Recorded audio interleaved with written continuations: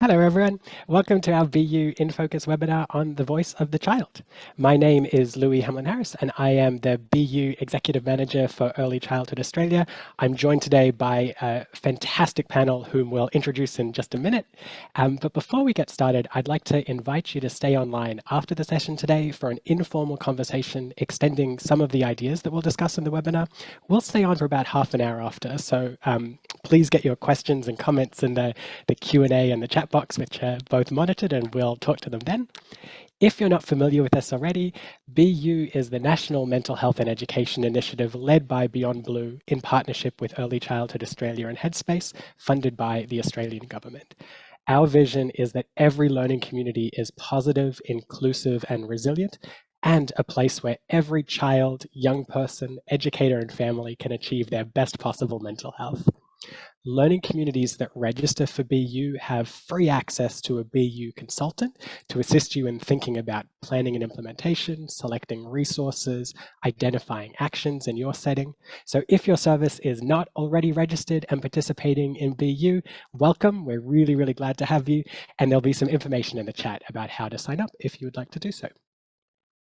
Before I go any further, I'd like to acknowledge that I am joining you today from the lands of the Wurundjeri people, and that Aboriginal and Torres Strait Islander people are Australia's first peoples and traditional custodians.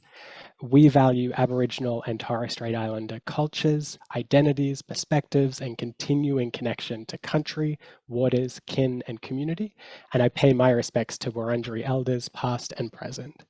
One of the great things about our webinars is that we're joined by panelists and audience members from many lands across Australia. So I invite you to acknowledge where you're joining us from, either privately or in the chat. And on behalf of BU, I want to extend my respects to Aboriginal and Torres Strait Islander people joining us today, as well as elders across the country. We know that a sense of safety supports everyone's mental health, so it's really important to us in this space that you feel safe, that you only share what you're comfortable sharing in the chat, and that we all maintain confidentiality with anything that's shared by others. Helplines will be posted throughout the webinar, so please access these if you need to, and remember to take care of yourself. Just a little bit of housekeeping. We'll stop screen sharing in a minute so that you can see our faces a little better. You might prefer the speaker view, which you can select in the top corner of your screen. You can ask questions via the Q&A box and share comments via the chat, and we'll respond to as many of those as possible, either in the chat directly or during our conversation afterwards. I want to give a big shout out to our team behind the scenes, I should say, Dino, Nathan, and Maria, who are doing the back-end work to host the webinar, and Paula and Blair, who are moderating our chat and Q&A sections. Blair is also going to join us for the conversation afterwards. There'll be some links to some of the resources that we refer to today in the chat, as well as a downloadable handout that includes some reflective questions that you might like to consider either individually or with your learning community. And in about 2 days, you'll get an email with a link to the recording, along with that handout, a certificate of attendance, and a survey. We're also offering an exclusive spotlight session in September that's going to build off some of the ideas that we discussed today, and that will be facilitated by Paula and Blair, who are both BU consultants. So you'll see details about that in the chat and also as you leave. So please sign up if you'd like to continue the conversation. All right, I think that's all of our housekeeping. As I said earlier, I'm really, really glad to be joined today by Janet, Simone, and Dan, a fantastic panel representing a range of perspectives on children's voices. And who better to introduce them but themselves? Dan, can we start with you? Sure. My name's Dan Leach-McGill. I'm the Policy and Government Relations Executive at Early Childhood Australia, and I'm joining from Wurundjeri country. Great, welcome Dan. Janet. Hi everyone, it's great to be here. Thank you for inviting me, Louis. My name is Janet Williams-Smith. I'm the National General Manager for Inclusion and Early Intervention for ECA, currently working in Darwin, and I'm on the lands of the Larrakia people. Great, thanks Janet. And Simone. Hi everyone, my name is Simone and I'm joining you from Wurundjeri land today, and I'm so excited to share some really practical advice and tips and to share this really wonderful conversation with you all. Great, welcome everyone. Maria, could we move to the next slide please?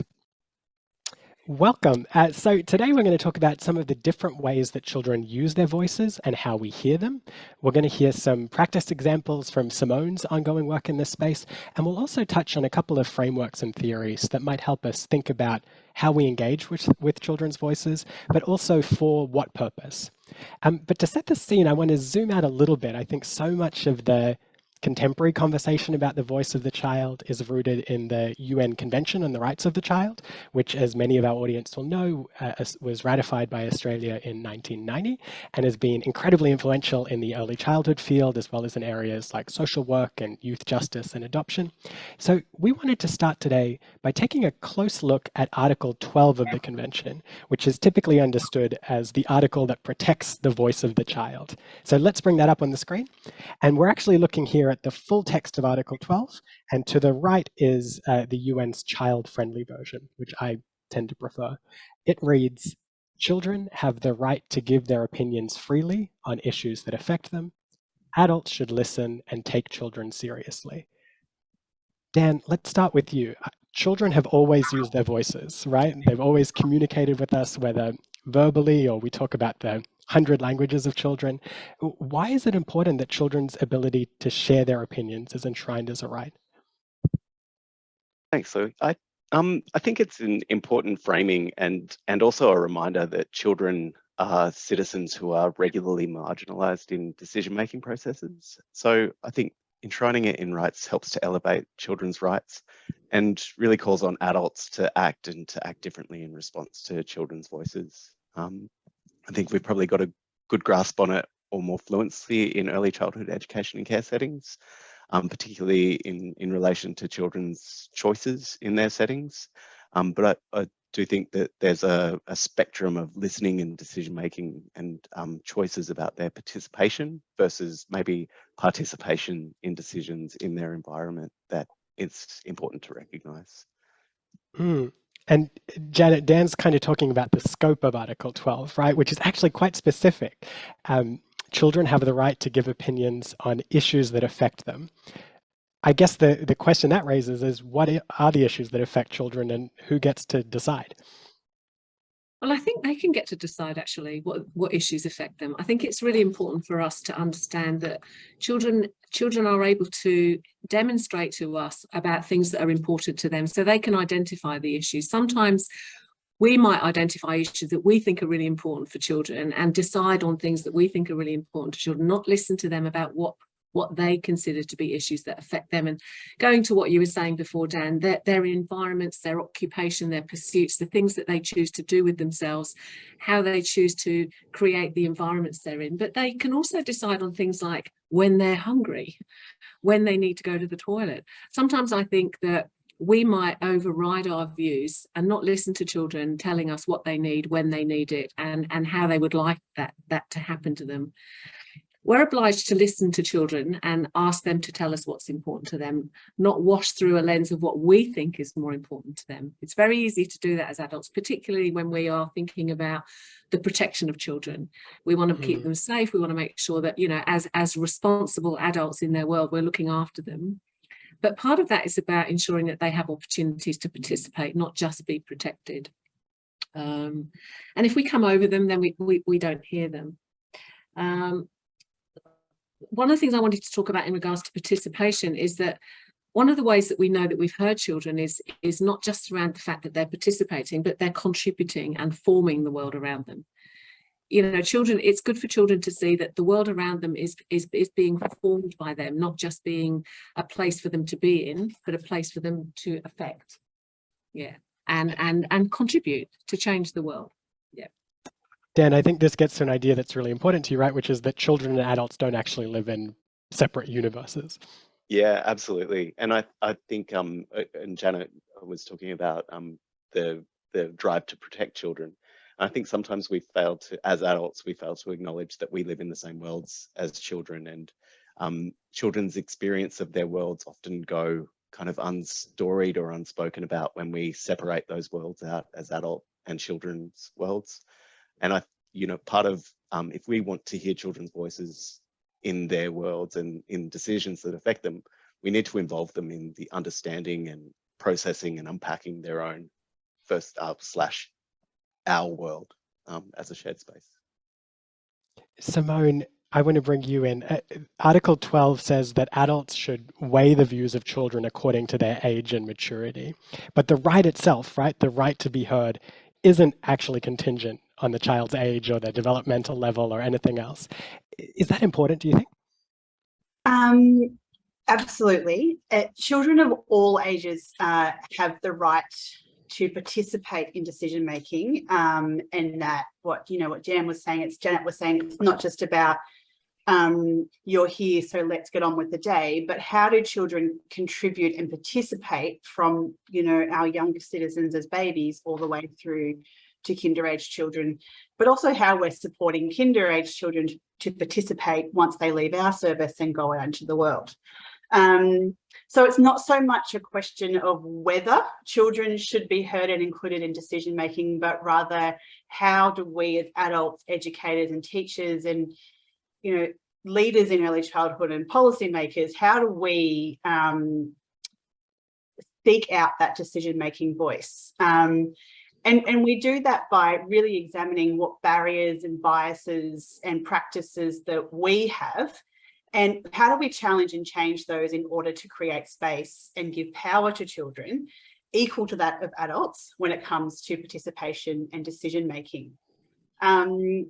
When I'm talking about child voice today, it's a bit of an ambiguous term that we kind of use sometimes, and I just want you to think, don't take the literal voice, but really think about, the verbal speaking voice, the children with a non-verbal voice, the children with emerging vocabulary, and children, it includes children of all ages, stages and abilities. So thinking about babies to kinder, children with special rights, children with disabilities, children who are forming their sense of identity, the children who attend 1 day a week versus 5 days a week, and to children and families who speak languages other than our own in the service. Challenge how we make assumptions about whose voice should be heard and how we're seeking out that voice. Because all voices need to hold equal power in decision making. And if we're thinking about inclusive practice, if one voice misses out on being heard, we're not being inclusive of the whole community. Simone, I love... Oh, I'm sorry, go ahead. No, you go. No, I just love that you've flagged pre-verbal children as a group to really be aware of, right? And it's notable actually that the word voice is nowhere in Article 12. I think about, when educators slow down, when we pause, when we invite participation and cooperation from young children, when we give them that little window of time for a response. This is how very young children learn that they're agents in the world, right? That they get to act, they're not just acted upon. Janet, I think this speaks to the kind of multiplicity of ways that children express themselves, right?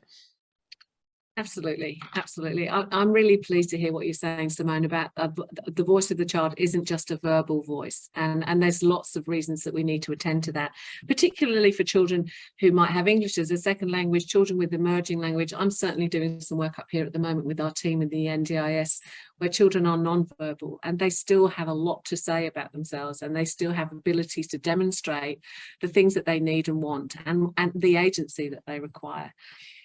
How children communicate with us is as important for us to tune into as much as what that is that they're communicating, because I think it's really easy to miss cues with children, particularly very young children and infants.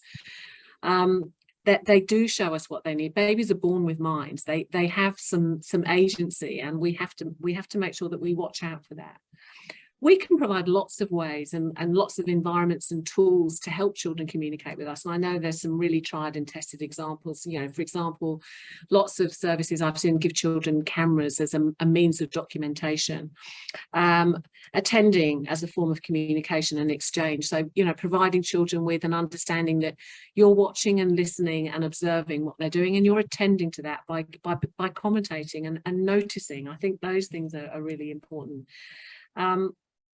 There's some really good theories. I'm sure you've all heard of Clark and Moss's, that mosaic approach, because the other thing that we have to make sure that we do well is how do we collect information from the way that children communicate with us, and how do we build a picture of the multiple voices of children in the space. And one of the things I liked about that mosaic theory is around collecting information from children, and the way that they describe it, which I love, is like, you know, tiles building a picture, and the diversity of the tiles provide us with an installation, if you like, not just a question and not just a picture and not just an environment, but an installation of ideas and contributions. And suddenly you can see hundreds of voices of children in lots of different ways. And data collection is quite difficult, I think, in this space, but I really like the way that they talk about that. The other thing I just wanted to mention is that having a voice is power. Children's behaviour is a way of communicating with us. Children's actions, emotions, proximities, how they stand, where they stand, who they go to, and their play are all forms of communication. And I'd like to give one example. I don't want to take up too much time, Louis, but, you know, once I start, I can't stop. My work's predominantly been with highly vulnerable children, potentially at risk of abuse and neglect in their environments that they're living in. And I remember distinctly one day a young little girl that was coming into a service that I was managing at the time in Melbourne. She came from a very, very high-risk environment with her family, very, very deeply involved with child protection and lots of adversarial stuff going on in her life. And she was 4 years old, and she was brought to come to play at our service maybe once or twice a week because her parents just couldn't manage to get her there more than that. And when she was allowed to come, she would put on her play clothes. She would, and it was a very, very clear distinction on, I am going to play today because I'm going to my play place. And she'd wear her bathers and some beautiful dressing up clothes, and she wouldn't let her mum come in. She really wanted her mum to stay outside, which, you know, flies in the face of all our family-centered practice and inclusive practice. But this little girl was telling us some really, really important things about, this is my place and it's for me, and I'm going to play today. And she was telling us all kinds of things like, I don't play every day. I've got special clothes to play in, and I really want to play and be here. And really, really loud voice on the things that she needed. So that's just an example of tuning into the way that children communicate with us, not just listening to what they tell us. And I love that idea, Janet, of going beyond the vocal, right? I think actually Alison Clark calls the mosaic approach polyvocal. So the child's job is to express themselves through whatever mode they choose. Beautiful one, right? And our job is to listen really carefully and then to piece those tiles together into a picture. Simone, I think this takes us to the second sentence in the article, which is, adults should listen and take children seriously. This to me is one of those things that sounds so simple, but I think there's a real provocation in it, right? What does it mean for our role as adults or as educators? I think a really great example is to examine a practice like group time, where we pull children together and say we need to make a decision and we want the child voice or children to participate in that decision making, and we go around the circle and gather everyone's idea. And then we kind of say, okay, great, consultation done, participation done, but then adults still go off and make the decisions for the children anyway. So I think that's a really great practice to examine and to really look for and look at your practice and go, am I really here to gather a decision from a child and then enact that decision? Or am I here just tokenistically gathering ideas of children that we can't really put into practice? And I think that kind of links back to what we're all saying, is that rights work with children is more about the strongest voice speaking for all. It's about finding ways for all voices to be heard in equitable forums and in different ways. And something else I think we should consider as educators and teachers is to really have an image of the child as the image of the child that we currently work with. I'm sure many of us hold an image of a child as a capable and confident learner. It's kind of ingrained in us, comes from the NQF. It kind of rolls off the tongue when we talk about our image of child. But what if we were to really challenge this? You know, what if a child in one of your settings is not a confident learner? What if we're just assuming they are based off our own biases? What does capable and confident actually look like? Are the children actually capable and confident? Is this a setting where children are not confident, they are not capable because of the conditions they've kind of come to you from.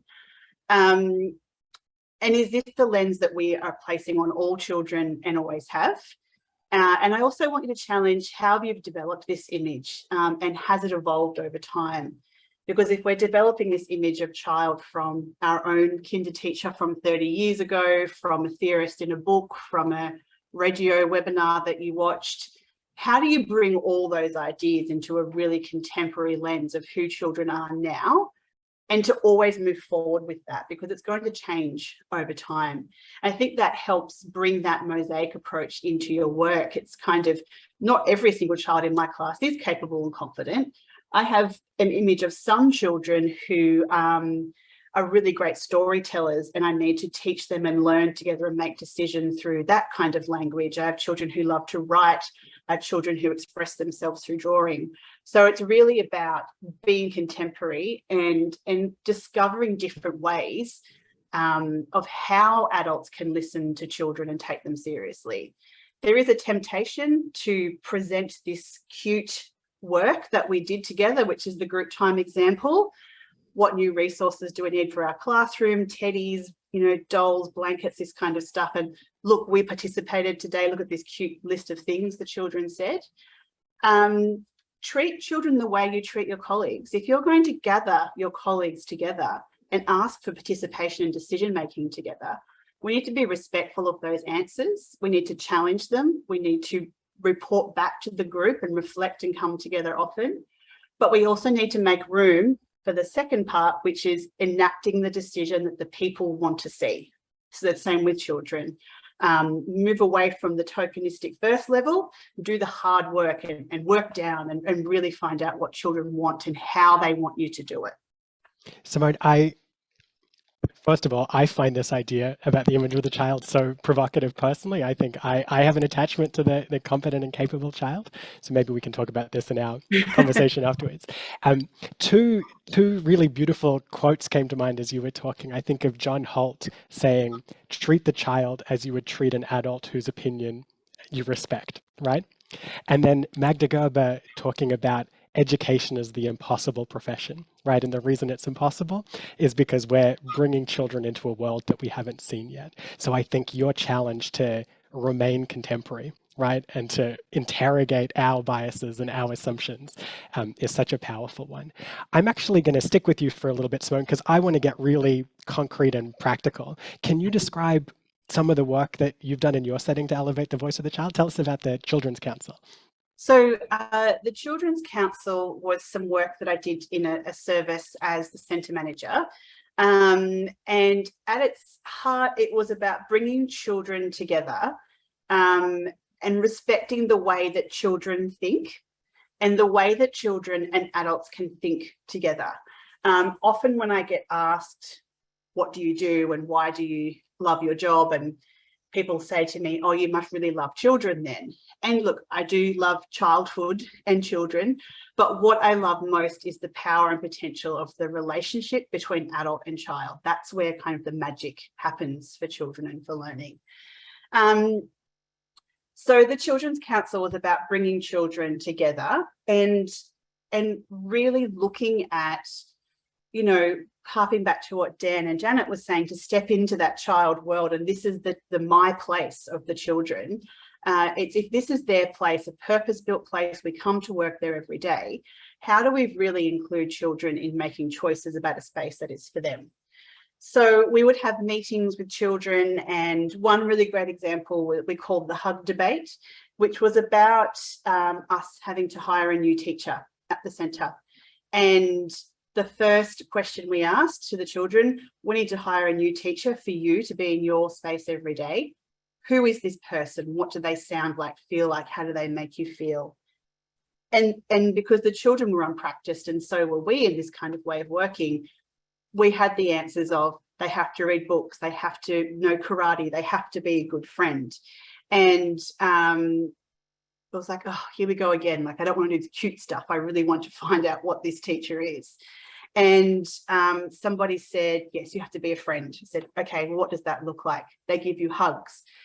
and there was kind of silence in the group, and I could tell they were waiting for me to make a decision and facilitate the conversation. So instead of kind of jumping in and taking over, I kind of stood back and took on the role of facilitator. So I said, this is your discussion, your debate, you guys go for it. And somebody said, well, I don't like hugs because I'm a big girl. I don't like hugs at school. So another child was like, come on, you're little people like hugs. My mum's bigger than you, she likes hugs, and everyone I know is bigger than you and they like hugs too, so you can't be right. So we probably debated this bigness, smallness, right to cuddles, no cuddles, yes cuddles for about 6 months. And the children decided to survey everybody in the centre. Do you like hugs? Yes, no. And then this went on for a couple of weeks, and then suddenly someone said, oh, you know what? I like hugs sometimes, definitely not when I'm here at the centre though. And it really threw a spanner in the works. We could have at that moment said, okay, well, it's majority yes, so we hug at this centre, let's go for it. But the children really wanted to go back and examine the sometimes and step into that third space of, well, it's not all black and white here. So to find out the sometimes, they went and observed children, especially babies, and were looking for cues from babies about no hugs or sometimes hugs, and were communicating back to the educators. And then the babies' educators were meeting with the children to talk about what that means, yes and no, in body language. So we're getting that direct input from the children, and the educators took that really seriously. Like, they held a forum for the older children to come to the babies' room and tell them what they'd been missing and how to make decisions about babies. And that kind of thinking rolled through the whole service, and really changed the way that educators and team members saw children and saw the seriousness of the decision making, because the planning of the surveying and the researching backwards and forwards with the children, it took 6 months for them to come to a decision about what we would do, which ended up being a letter to all adults in the community. So if you came to visit, someone from support office came to visit, or a new person started, they received a letter that basically was saying, we don't assume children want hugs here, you have to ask, and we can say no. So don't get upset if we say no, it's not you, it's me, basically. And everyone had to sign and acknowledge that they understood that when they came to the service. Simone, this is such powerful work, and one of the things that always strikes me hearing you talk about it is how you were able to transcend kind of the child's voice as a tool for problem solving. It wasn't about identifying a problem and thinking about how the children could help you tweak a solution. It certainly wasn't about making a decision and then getting a rubber stamp from the Children's Council. It's really that a rights-based lens infused the culture of the service, right? And Janet, it makes me think about how Article 12 actually asks two things of us. It asks that we listen to children's voices, but also that we act on what we hear. There's a real demand on us to take action. There is. There's a real impulse on us. We have to listen, but we also have to respond. I think it's really important for us. Some of the things that you were talking about, Simone, what it raises for me is what your team did and what the people around those children did to encourage them to keep going and stop. You didn't stop at the cute thing. You kept going and kept digging. And you said it took 6 months for these children to work this problem out and to decide how they were going to deal with it, and to make sure that everybody was consulted, including the babies. So that brings me to, how do we respond to children when they do communicate with us? And it's that notion of serve and return. How do we ensure children are connected to their autonomy, their agency and their choice? Because that has a massive contribution to their notion of mental health and well-being. And I know that all sounds a bit too much when you're thinking about children, but children's mental health and well-being is developed from a sense of who they are. Their sense of identity develops very, very, very early in life. We often think maybe babies don't have a sense of identity. Babies have minds. They're mindful. And they're developing a sense of who they are in relation to others around them.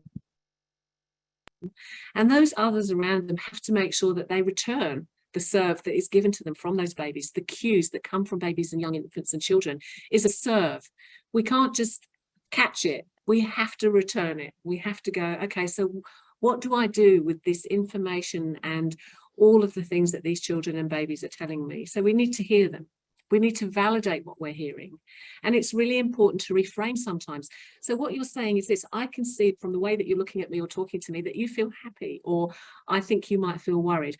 So that we provide children with language about what we're receiving from them, and check in with them to make sure that that is what they're telling us, because they might come back and go, no, that's not what I'm telling you. So that reframing and validation is really important. Lots of cues and eye contact and connection. You know, I see you, I hear you, you are you, and I am listening to you. It's really important that children get that back. Lots of children, particularly in the world that I've worked in for many years, don't get that from their home environments. Lots of them don't get it from their parents or maybe their family. Some do, some don't, but lots of children that participate in early childhood education and care, lots of children do come from varying vulnerabilities or varying worlds of disadvantage. Their lived experience, they bring that in with them. And so what is it that's in their backpack that they unpack every day and show us? And what is it that they take home from us every day? So those kinds of things I think are really important. The only way that children will know that they've been heard is if we let them know that we've heard, and we check in and respond. It's a really important, it's a basic human right to be recognised. It's a basic human right to be recognised, and recognition is the first step towards real inclusion of children and real participation and real contribution. So that serve and return recognition, is a good way of thinking about it. Recognition for who you are, right? To be seen fully, I think is so important. And Simone, not just, and Louis, can I just say one more please, thing about that? Sometimes it's really easy for us to recognise the parts of people that are like us because it's comfortable. And we choose not to recognise the parts of people that are nothing like us because it's so uncomfortable to look at difference and absorb that. So we have to really make a very big, brave, courageous effort to recognise the whole person, the whole child, the whole infant in front of us, particularly the parts of them that are not like us, because that is a basic human right for whole recognition. You can't include people if you don't recognise who they are and what their contributions are. It's really critical in terms of forming identity. Children's identity is formed by recognition in relation to others. Children will seek reflection on who they are in relation to others. We have to make sure that serve and return isn't interrupted or stopped by us. I want to come back to this, but Simone, this is making me think about process a little bit, right? And it seems to me that your work is quite process-driven, actually.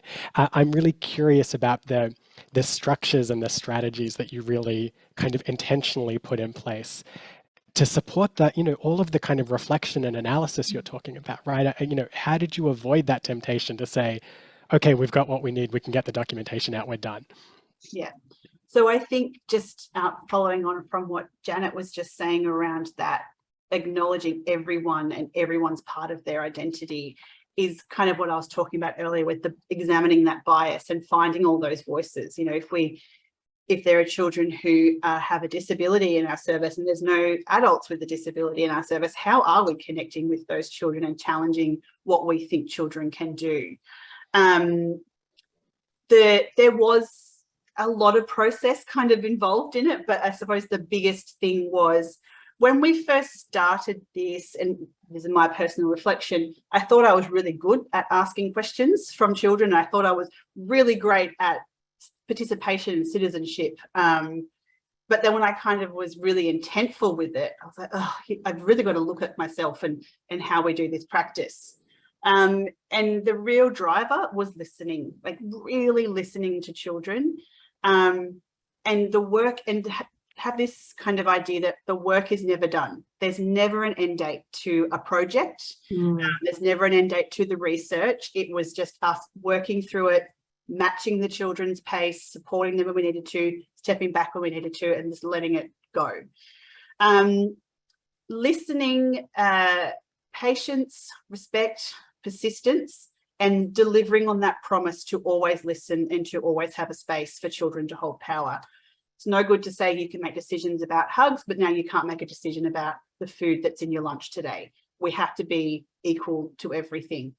Something that we really did that kind of changed it was we would record the Children's Council meetings and then go back and listen to those recordings. And it was hard to listen to at first, but once we got used to it, you could go, oh, did you hear how I talked over top of Millie today? Like, she had something important to say and I just kept talking and didn't even listen to her. So we need to go back to Millie and say, you said this in the meeting and I talked over top of you. I apologize. Can you continue telling that story for me? Because it's going to be important. We also noticed things like when an adult gave a prompt that they were about to talk, like I would sit up straighter or take a breath, that children would stop talking. They would just go, oh, the adult's talking now, we have to stop and listen. So we would really kind of look for those unspoken things that were happening, and we reflected on our body language and how that kind of came across to children. So by recording the sessions when we were with children, we were really able to put down pen and paper, put down the camera, not document anything, but just listen. Just be that participant there or the facilitator when you need to be, but it's not the adult having that dominant voice in the group. We also use the recordings to come back to children and say, I heard you say this in the meeting. Is that what you meant? Or I don't quite understand. Can you continue to tell me that story so we can really understand what's happening here?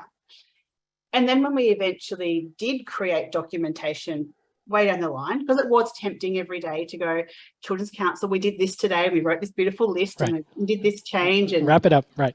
Yeah, so we had to just really kind of slow it down. Another great way to do this that everyone can do is when you create visual documentation or wall documentation, floor books, you know, whatever you're kind of creating in your service, sit down with the children who you've documented and read them what you wrote about them. So if you're writing a story about how Matilda wrote this drawing, it did a drawing, it was of a house and blah, blah, blah, blah. Matilda might actually have a different perspective on what she was doing. So let the children kind of challenge what you've perceived of them, and then live document on the piece of paper. So leave the post-it note, strike out the mistake and write over it in top so the children can see visually that their voice, their learning, their opinion has a place here, and that we really care about that and we proudly display it. And your word, the adult's word, is not the final word, right? There's a continued negotiation. I want to bring in Dan here. I think, Dan, Simone is talking about a very particular, very deep kind of sustained engagement with the child's voice over time within a project that kind of evolved over, several months. Are there helpful models for thinking about other ways and other contexts where we might invite the child's voice? Sure. Yeah. So I think just reflecting on my own experience, I became interested in consultation with children by way of studying community development approaches, and got really interested in focusing on, mobilizing community action, ensuring diverse voices are heard, that power is distributed and over decision making and resource allocation. I thought I was leaving the early childhood sector, but it actually just pulled me further back in. It was the, I started thinking about my work with children using this thinking. But there's also models like Tresidder's model, who offers degrees of participation. And that really assists in, like Simone was talking about, conceptualizing or assessing your own participatory activities. Can never say that word, by the way. And thinking about it on a spectrum, not a hierarchy of value, but a spectrum of different choices, whether it's adults making decisions and children becoming part of those decisions or projects and focusing on their understanding of those projects and their involvement, right through to child-initiated and directed projects where children take the lead and make decisions and adults are available, but they're not in charge. I think it's useful to think of those levels of participation, not suggesting that we can always operate at that child-led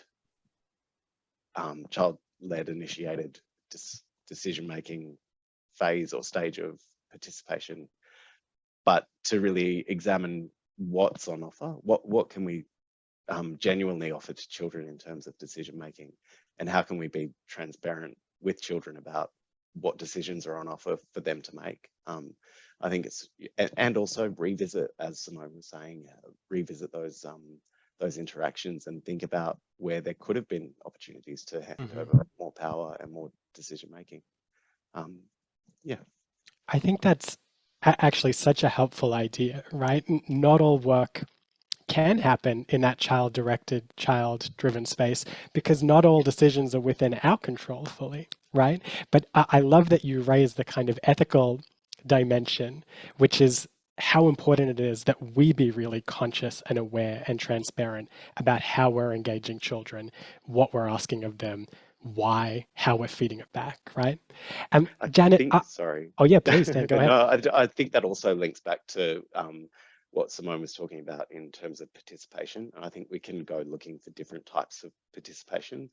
What really stood out was the silence, how the silence spoke and actually created something that was unexpected. And I think that silence, that moment of silence, was participation. And if we're not looking for different styles or types of participation, we can miss really important cues and opportunities. That's the polyvocal idea, right? Going beyond the voice. Let's bring the screen share down. And Janet, I actually want to change topics slightly and think a little bit about bias and families and systems. But very quickly before we do, another thing that jumps out to me from Simone's example is that when given the opportunity to really use their voices, the children actually requested that the adults in the space change their behavior, right? And it makes me think of this kind of old-fashioned idea of, behavior management, right? This is such a reorientation of that. It's actually about members of a community negotiating how they relate to one another from a position of equality, where some members of that community happen to be a child, happen to be children, right? I wonder, does this resonate with your experience of creating kind of mentally healthy environments for young children? Look, I've been looking at that model that you just shown, Dan, and just listening to you, Simone. And one of the things that's really resonating with me is that the length of time it takes children to do this work is it's not a program and a plan that you modify every 2 weeks. Children's work is endless. It's endless. And if we interrupt them, we don't provide them with that opportunity to do that really important stuff that they're doing. And our behavior is often dictated to us by standards, regulations, expectations that have got nothing to do with what the children are telling us. And I think that's really, really important. It reminds me of the notion, I don't know if anybody's familiar with Harry Potter, but in Harry Potter, there's this notion of a room of requirement, and it appears a sentinel space that appears whenever people need it. And in that room is everything they need for the task at hand. And that's how I see us building environments for children. The environments that we build for children need to be a room of requirement that appears and is full of all the things that they need to do their very best work, not what we think they need. Children need room to theorize. They need room to do research. They need room to explore. I saw a piece of work going on in a service a few years ago. It was just extraordinary, and it was a backyard bird project. So lots of the children were noticing birds in the backyard. I'm sorry to take up so much time, but I've got to tell you this. And they started doing a bird audit thing, and anyway, the children got so interested that the teacher had to buy an Australian bird book, and then she got them involved in the ABC bird audit, and then suddenly it just went off. And it was a 6-month project on, they became ornithologists. They all got binoculars. They all started doing audits on when birds come to the paddock, when they don't, and they started doing some work on how birds are affected by the climate. Then we moved to climate change. It was extraordinary work. And it wasn't interrupted by the teacher. And the behaviour of the teacher and the staff in the service was dictated to by the needs and the requirements of children. I also want to move to behaviour management in terms of children who might have very difficult feelings and participate in programmes and participate in environments where they need lots of help to understand, one, how they feel, and two, how we can help provide boundaries that enable them to deal with some of that stuff. I think that notion of behaviour management is really, really important for us to attend to in our own behaviour. Sometimes I think when children are struggling, it's really important to say to them, I feel like there's a struggle and I would like to help you with that. I feel worried. Maybe your heart's going fast. My heart's going fast. All of those attending things are really, really, really important. But in relation to behaviour, we need to attend to our behaviour as much as we attend to children's behaviour. You know, how we behave around children in those environments can interrupt what they're doing, and that can interrupt who they are and what they're trying to tell us. So I think it's really important to listen. Janet, I'm just going to jump in because I think this is a really nice segue to something I'm curious to hear from Simone about, which is how important it is in these contexts that we work as a learning community, right? Yeah. And I wonder, you know, in many cases, that's going to be a paradigm shift, right? You know, if not for yourself, then for members of the team, perhaps for leadership in your service. And I imagine that there are people in our audience who are feeling really inspired by your examples, but wondering how they'll lead that shift in their setting, how they'll kind of bring everything, you know, bring everyone along with them. And I wonder if you have any advice. It's not easy. It's good work when you get into it, but it's not easy. You know, it does take time and persistence and reflection and courage and collaboration. And I think just challenging the way things have always been done in your service, because thinking back to earlier when I was talking about that changing contemporary image of the child, we also need to have a changing and contemporary image of ourselves as educators and teachers, because children change all the time. The world changes all the time. We're living in a world now that we couldn't have imagined 3 years ago. So we have to kind of move into that and step into that space that is there. Like I said before, when I started this work, I thought I was really good at it. And then I kind of had to go, no, you need to be a bit more contemporary and lean into it and do a bit more research and challenge yourself a little bit more. Rushing through will kind of land you where you've landed before. So it's really important to take one step at a time. There's a lot of things we could be doing in early childhood settings. There are millions of things we could be doing every day.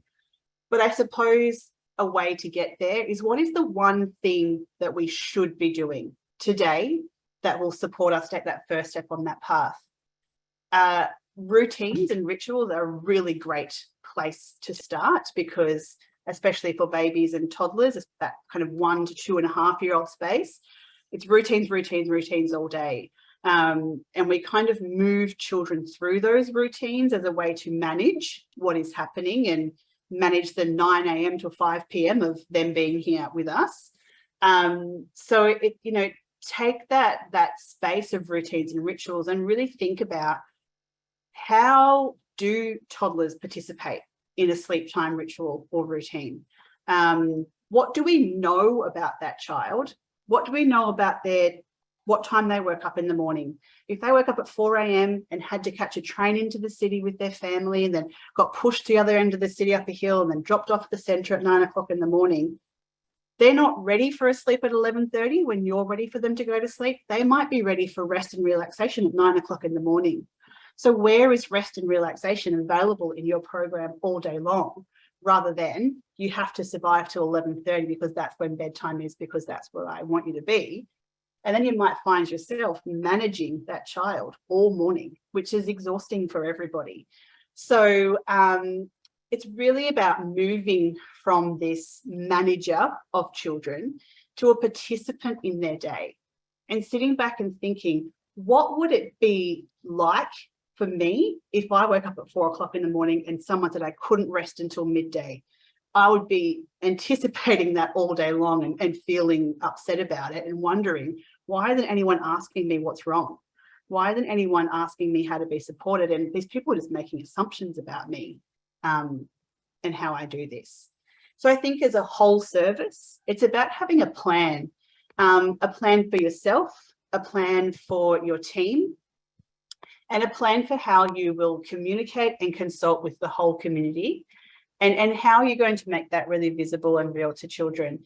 If children are able to see that there's a way of working for one child, but there's also a way of working for me that's different, that I feel supported through, children will be much more responsive and patient and understanding that I'll get what I need when it kind of comes to me. Simone, I'm sorry to cut you off, but I want to get to this question of bias and how we make sure all voices are heard before we finish. And I think this is a really nice segue into something I want to ask Dan, which is, one thing that strikes me in this conversation, right, is that when we're using a rights framework, that kind of rights-based thinking can moderate the power imbalance between adults and children, but it doesn't displace it, right? Adults still have more power than children in just about any way you slice it, right? And then we have another challenge, which is that power is actually not shared equally, even among children, nor among communities of adults, right? So if a child or a family comes from a non-dominant background, if English isn't your first language, if you're part of a group that is misunderstood or vilified or discriminated against, then it's actually quite possible that your voice is not going to be heard as easily as others. And so I wonder for you, Dan, what's our responsibility to disrupt that pattern? Yeah, I think there's so many layers to that. I do think the idea, even the concept of giving children a voice, when we talk about giving, we have it to give. It's the power that we have to give voice to children. I think we need to understand or reflect. I don't think we can ever truly understand, but reflect on our power, understand our power in our interactions, and think about the extent to which we can share that, and do it honestly, as we're sort of talking about the ethical, transparent way of sharing power and decision making. I also think I'm thinking about some examples in which we did a national consultation with children, and we knew what we wanted to ask. We had kind of two key questions: what's important to you, to children and young people, and then what do you think of the service we provide to you?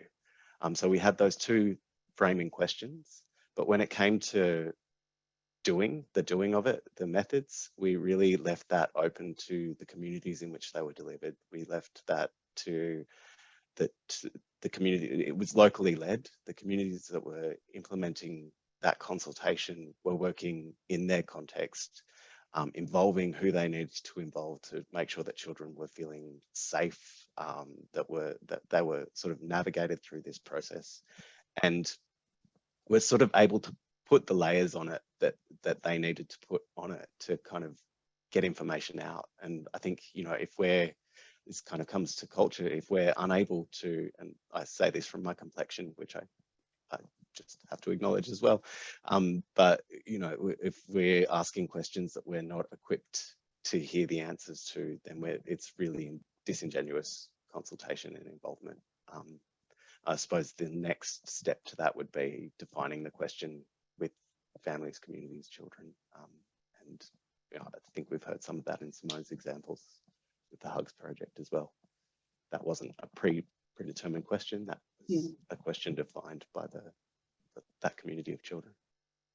This reminds me, Dan, of a message that came through so clearly in this year's Reconciliation Symposium, which was that if consultation makes you comfortable, if it gets you the answers that you wanted all along, then you're probably not listening, actually, right? There's so much to talk about here and so much more I'd like to ask, but we have about 5 minutes left in our main session. And I hope everyone will stick around for our informal conversation and keep talking. Before we finish, I want to affirm that it's really a continuous source of inspiration to me, the kind of incredible foundation for children's empowerment that educators across Australia create every day. And so I really hope in today's conversation we've communicated how sharing power with children, listening and responding to children's voices, it actually supports everything we do. And there's so much to celebrate in what we're doing already. I'm also really, really aware that our early childhood educators are under just such incredible pressure at the moment, and leaders too, right? And I don't want to finish without talking about educator well-being and the support that our educators need to do this work successfully and joyfully. So we're going to do a kind of a quick lightning whip around the table. And I actually want to think about this at different levels of the system. So Dan, let's start with you again. How can our policies and our systems support educators to share power with children? Thanks. I think about that in terms of the power that we were sort of just talking about. And I think it's important, first step is to think about where your power is and where you can meaningfully share that power. So power and influence. I think the other thing that sort of comes to mind at a policy systems level is governments at all levels are always asking questions of communities. They're doing it all the time.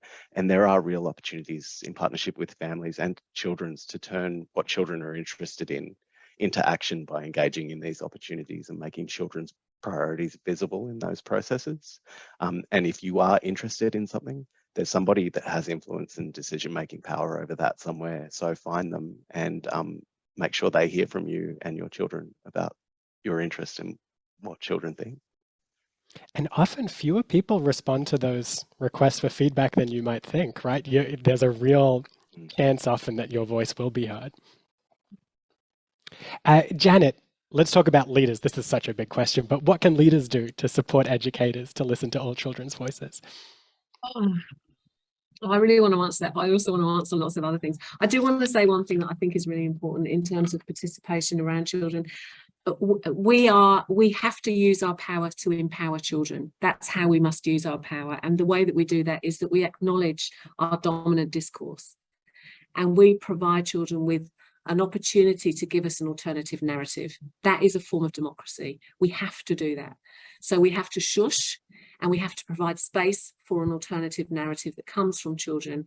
And that is their democracy. That is a place of choice. And democracy is important for children. They don't have social and political power. Dan's just talked to that. So that's a really important thing. Going to educators, oh my God, leaders. But I think recognising individual contributions, acknowledging, and going back to what I said before, recognition of the whole person that turns up for work every day. And all of that person, what they bring, their differences, their biases, their language, their presentation. Recognise your staff as a leader, recognise the people in the room that you're working with and recognise their individual contribution to the group, to the environment that they're in. I think the other thing that we can do as leaders, everybody has a leadership element in their work. Every role has a leadership element. Attend to language with people. If you're curious with your staff and you attend to staff that you work with and lead, they're going to do that with the children. So I really want to see less instructive, less directive language in the whole environment that we're in. Much more curious attending language, like listening, watching, attending, commentating, and being curious. I think they're really important leadership skills. They're really, really important things to demonstrate and live, so that people have an experience of you as a leader that is interested. And being interested is really important. It's more important than being interesting. And it's part of that being seen for your whole self, right? Simone, let's finish with you. Here. Yes. How can educators take care of their own well-being, which is so important as they do this work? I think the first thing I want to say is, if we're stepping away from our homes, our families, our hobbies, our interests 5 days a week to come to work, it should be a really good 5 days. So to come in with that mindset of, I'm committed to being here, so let's make it a really great next 9 hours of my life. Otherwise, I'm not really engaged and present and wanting to be a part of this. Doing this kind of work, and I think everyday work, it's not easy to challenge the everyday or the way things that always have been done, but it's far harder just to sit in this static place of begrudgingly working through a day in the way you've always done it, doing something you don't like over and over again. It is harder and a bit more isolating to work in a space where children's voices and rights and ideas come first. But finding ways to be true to this vision and work towards it every day, even when we're challenged, it's when the good stuff happens. It's when you kind of connect to your work and really feel like you're a part of something. I think for managers, I've spent most of my time in early childhood as either a centre manager and now in my role working across lots of different services, to really examine and know for yourself what is equality and what is equity in your service. So if everyone's treated the same, is that fair of everybody? Is that giving everyone the support that they need? Or are we really talking about equity? Some people in our teams might need a 5-minute check-in once a week. How are you going? Great work. You're doing awesome. Get on with it. But some people need a 20-minute check-in every day. Some people need time with you in their room, holding their hand for 6 weeks to support them through something. So I think as a manager or a leader, it really examining bias, equity, equality, what's really happening in your service. And just like we do with children, be brave, jump into that unknown space and really start to examine what's happening, examine power, examine bias, and really understand what your team need and how they need you. I think that's such a great note to finish on. And it makes me think of the anti-bias curriculum model, right? And that really important place it carves out for children and educators as co-activists and change makers. I want to extend a huge thanks to our incredible panel, to our team behind the scenes, and to everyone for coming to today's webinar and for participating through the really active chat, which has been fantastic. For those of us joining live, please feel free to stay on for our interactive conversation.